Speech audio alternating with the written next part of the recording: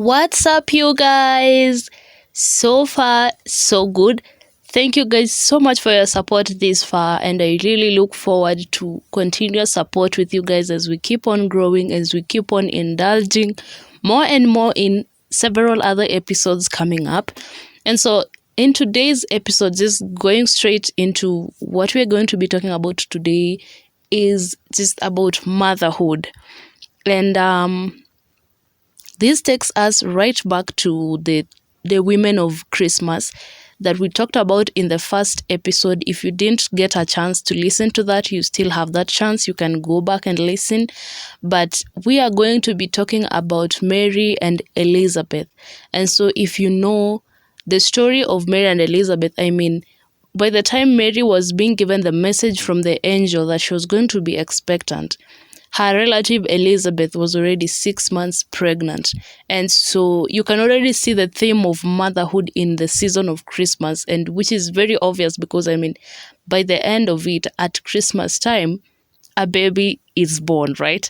So I'm just going to give you guys a short sort of story time, but we are getting our inspiration today from this YouTuber called Celest, whom I follow and I really enjoy her content. She's a Christian YouTuber, and so she is 25 years old. She has a 1-year-old son, and she is currently expecting her second child. So she recently posted just opening her heart about what she feels about motherhood so far, because, the struggles of mom guilt and the struggles of just watching your baby grow up so fast, and you feel like you want to freeze that time and enjoy them being so young. But I think it came to a point where she realized, okay, this kid is gonna grow up. There's nothing I can do about it. All I can do is just appreciate and just watch him grow and hope for the best for him. And so this is what she went ahead and said. Celeste said, "I used to get sad when I thought about him getting older, but now I just get more and more overwhelmed with joy. I look forward to experiencing my relationship with him when he is an adult. Seeing all the time and effort I put into growing our bond while he was little actually produce fruit. I hope he feels so comfortable when he's grown to just call us and tell us the best and the most random parts of his day, share his mistakes and know there will be grace and forgiveness from us, and share his happiest moments with us. I also get excited thinking about the family he will make someday. I know he will be a loving and gentle husband and father." And wow, that makes me sort of emotional just thinking about all that this mother is saying. She is literally 25 years old, growing her family, and you can just imagine watching your kid grow up so fast. And particularly for me, whom have been following this kid growing up on the internet, I can almost feel what this mother is feeling. But I can't speak for mothers. I can't speak in their place because I'm not a mother myself. But it must feel like the greatest responsibility taking care of a human and bringing them up in an appropriate manner. Because you know how people normally say, like when they see a kid sort of misbehaving, they normally ask, like, who raised you? Who raised you? And it's normally an insult to the mothers, and people shouldn't really be doing that, but that is what happens. So really, mothers want the best for their kids, right? And mothers know their children's potential. For example, Mary, the mother of Jesus, she knew the potential in which Jesus had, even if every other person didn't really understand. She understood the potential of her child. For example, during the wedding in Cana, when the wine ran out, and so they called down to Mary. And Mary knows that Jesus is capable of performing a miracle and is solving the problem that they had in that wedding. And so she says to these people, do whatever he tells you. Literally, that's what she tells them. She tells them, do whatever he tells you, because, just trusting and knowing the potential of your child so much so that you don't have to explain a lot. So Mary didn't have to really explain and say, oh, if you have faith in him, he's going to change this water into wine, he's going to solve your problem. She just literally told them, do whatever he tells you. And these people had to do whatever Jesus told them because they understood, or they really saw that, okay, Mary knows what she's saying. And so, yeah, Mary understood the power of Jesus. The same way I feel like mothers normally know the potential in their children. You ever do something and then your mom is like, that's not your best. Like, they're trying to push you because they know your capability. And sometimes just as children, we are probably afraid or just scared to push ourselves beyond our limits and just go further into what we can do. And you just need that motherly encouragement to tell you, or just that motherly trust to trust in you and tell you you can do better. And so many times you also hear of mothers talking about mom guilt. Say when something goes wrong with the children, or say the children hurt themselves, or they cry for attention and their mother is busy. I mean, even Mary suffered mom guilt. Remember when Jesus stayed back in the temple when they had gone to Jerusalem to celebrate the Passover, and then when they were leaving, because it was such a huge crowd of relatives from the other side of town, from Nazareth, I think, because they used to live in Nazareth, or is it Bethlehem? I don't know. Correct me if I'm wrong, you guys.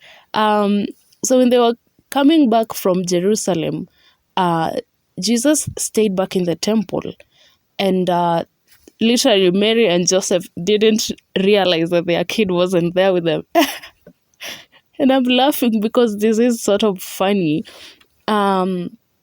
You normally see these memes of people, young mothers nowadays, talking about me as a mother not noticing that I left my kid in a stroller outside, and then you went out to run your errands, or you are on the phone so much that you drop your kid and say, like, excuse me, just a minute, I'll call you back, I just dropped my baby. So these memes sort of relate with this one, where Mary and Joseph didn't realize that they left their 12-year-old kid back in the temple. But I mean, it was a group of relatives, and so after a whole day of walking back to Nazareth, they hadn't realized that Jesus wasn't with them. And so when they realized, they had to go back to look for him. After 3 days, they get to Jerusalem, they find him in the temple, talking with the teachers, talking with the elders, talking with the respected people in the temple in Jerusalem. And so they are so shocked, like, what is this kid doing here? And so the mom, Mary, asks Jesus, in that sense of mom guilt, because she's like, oh, I left my baby, I left my kid, and what has he been doing? She asks him, son, why have you treated us like this? Your father and I have been anxiously searching for you. Do you realize, like, what Mary is feeling in the moment? She is feeling probably guilty of herself that she didn't notice that they had left the baby behind. And so for all those days, even in the tone of how she is speaking, why have you treated us like this? Your father and I have been anxiously searching for you. The guilt that was in her heart when they were looking for the child, you can just imagine. And so I just want us to focus on what Jesus answers, so that we help these mothers who have this mom guilt. And Jesus answered, why were you searching for me? Didn't you know that I had to be in my Father's house? And this is such a, what do we say? How do we call it? You know how you ask somebody a question and then they just answer you in a way that you don't have anything else to say. There's no other way you can answer them. It's like the bomboclat, such that Jesus just said it all. Why were you searching for me? Didn't you know that I had to be in my Father's house?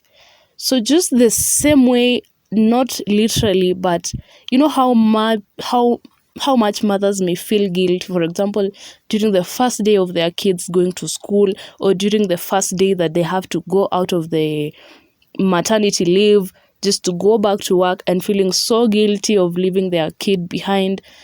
And so many other instances where mothers normally feel guilty. Like Jesus answered, "Why were you searching for me? Didn't you know that I had to be in my Father's house?" I feel like the same way you know your child's potential is that this human being, as much as they are your baby, they're your kid, you feel like they don't know anything. The world is going to suffocate them. You need to protect them and just cover them all the time. They are going to grow up. They are going to do their own thing. They are going to be their own unique person that they were born as. They are born as an individual.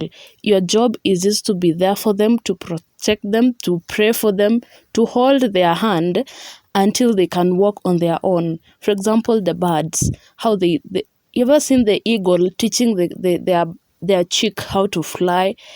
They go below the chick so that the chick, when the wings are tired, the mother eagle comes below the chick, and then the chick can land on the back of the mother so that it can, just it's giving me the vibes of this song, like, you raised me up so high. And as a mother, you have such a great responsibility over your child, but you can't encage them, you can't enclose them, you cannot just hold them for yourself the whole time. You have to let go of them and believe in their ability and believe in their own uniqueness, to stand for themselves, to be their own person. And that is the only time that you can be happy for your child. Just like this mother Celeste, when she was talking about, after such a long time, after 1 year of raising this child, she is now at the point where she is accepting that this child is gonna grow up. There's nothing I can do. I can only support them, and I can only raise them in the best way possible, so that when it's time for them to be an adult, I hope that all the things that I have instilled in them can bear fruit, and you can be happy now as a parent, because that's the only time you can see the fruits of your parenthood, of your parenting. And so as a mother, for example, when Jesus says, "Didn't you know that I had to be in my Father's house?" Don't you hope that one day your child, you will be so sure that when you send your kid out to college, when you send them out to school, you are resting assured, knowing that they are behaving correctly, they are carrying themselves about in the way that you raise them to be. And so that is all you can do as a mother, because yes, your child will grow to be who they are meant to be. As their mother, you just raise them in the way they should go, and rest assured, you can pray for them and give them a chance to fly as you watch, helping them until they get it right. Along the way, just be gracious. Don't be too hard on yourself, and don't be too hard on them either, because at the end of it, you will just have to be proud of how you've come, how far you've come, and just doing your best, trusting that this kid is going to turn out good. They are going to turn out like the best you could have raised them, and adding on to the wisdom of God and praying over them, just allowing them to grow, because they are going to grow. Okay, that's it for this episode. I really enjoyed it, because I feel like I'm also speaking to myself in the process, because these things you have to prepare. I feel like I'm really speaking to myself, and I can't imagine, because I know even as mothers who are listening right now, they're probably talking to me saying, "You don't understand. Mom guilt is there probably to stay for as long as your child is your child." Because even when Jesus was going to the cross, Mary was still so disturbed, and even though she understood that this child came to save the world, this is what he was sent here to do, she still felt so maybe guilty, and just maybe even feeling like, what can I do to save my child? What can I do so that he doesn't have to go through whatever he's going through, And so it doesn't go away, but the fact that it doesn't go away doesn't mean you live in that guilt. You just have to accept and ponder over those things that you have to accept at the end of it all, because your child is a unique person. They are a unique individual, and you have to let them be. That's it for today. I hope you guys enjoyed. If you're a mother, go ahead and comment down below. And if you feel like, yes, you're not a mother, but this spoke to you in a way, it doesn't have to be directly to going to mothers only. This can apply in so many other aspects of life. Like, do you have that, say, a project of yours that you have in your head? It's like a baby, and you are afraid of letting it go. You are afraid of letting it fly free, and you are afraid of letting it express its potential. For instance, you may be having a business idea and you started it just slightly, but you are scared of maybe expanding your business. You're scared of finding new customers, finding a new market, just for the fear that, oh, what can happen? What could happen? That fear is, I can assimilate it to mom